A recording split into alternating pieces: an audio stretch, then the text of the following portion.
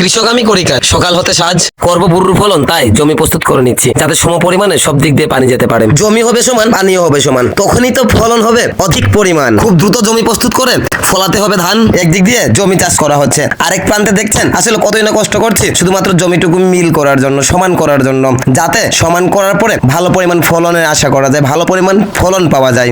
আসলে একজন কৃষকের যুগ বিগ হিসাব করলে পরে দেখা যায় লসের পাল্লারে ভাই হয়ে যায় ভার। তবুও কোথায় আছে না ভাই, ঘরে ভাত থাকলে পরে, ঘরের চাল থাকলে পরে নুন এবং মরিচ ছিটিয়ে দুমুঠো দুই বেলা পেট ভরে খাওয়া যায় ভাত। এই যে দেখতে পাচ্ছেন আমার ভাইগনা ময়ের উপরে বসে আছে, যাতে করে উঁচু মাটিগুলো সমান হয়ে যায়। সার দেওয়া, জমি সমান করা, এরপর হবে ধান রোপণ। আসলে দেখতে পাবেন জমি সমান করার পরবর্তীতে আমাদের জমিটি পুরোপুরি ভাবে কিভাবে দেখাচ্ছে। এই যে দেখতে পাচ্ছেন আসলে মোটামুটি ভাবে জমি সমান হতে শুরু করে দিয়েছে। আর এই যে পানির লাইন, এদিক দিয়ে আমাদের খেতে পানি আসতে শুরু করে। পানি বাবদ পানিওয়ালাকে আমাদেরকে দিতে হয় 3000 টাকা।